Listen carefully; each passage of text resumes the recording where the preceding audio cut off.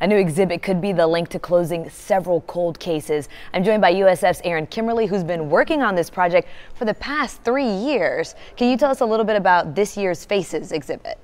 Yeah, we're hosting an exhibit at the Tampa Bay History Center.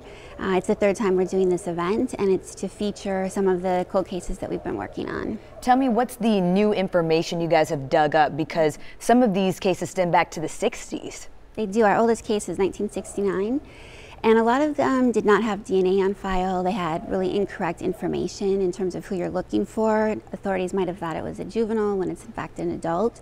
So everything from exhuming the graves and John Doe graves to all the anthropology, the science behind it, how you get that information about who the person is, to creating new faces. And the idea is to put it out to the public in hopes that someone recognizes someone, it triggers some memory, and they come forward. This sounds like a lot of footwork. How long does it take you guys to not only pick the cases, but then start doing the science behind it? It can be a very lengthy process. We've been doing this for 3 years. We've done 110 cases. Wow. Tell me, maybe, though, you said you guys have actually solved a couple of these, so this has worked out. It has. Every time we do an event or put information out like this, we find that we've solved at least one case. So we've featured 29 publicly before in what we call the Art of Forensics events, and 3 of those were solved.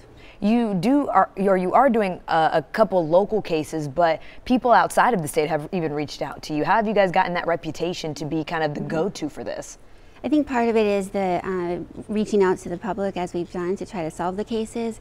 We also do research and education, so we do a lot of trainings and try to spread the word so that people in other communities, authorities, can use the same techniques and methods. And yeah, I think there's 12 different states that are part of this particular project that have sent us cases to review.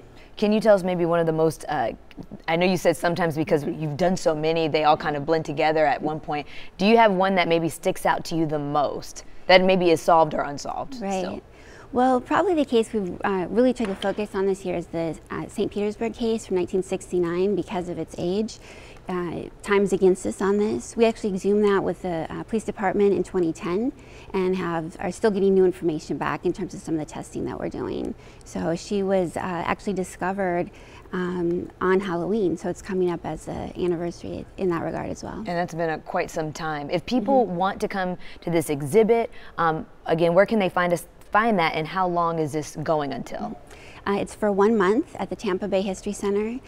They donated a gallery to us, and we hope that everyone checks it out. And of course, if you do see something that maybe piques your interest, jogs your memory, it's best to get in contact with the police department or sheriff's office over that. Correct? That's correct, yep. Awesome. Erin, thank you so much for coming on the show and giving a voice to these families and people who haven't had one in quite some time. We really appreciate you being here this morning. Thank you. No problem.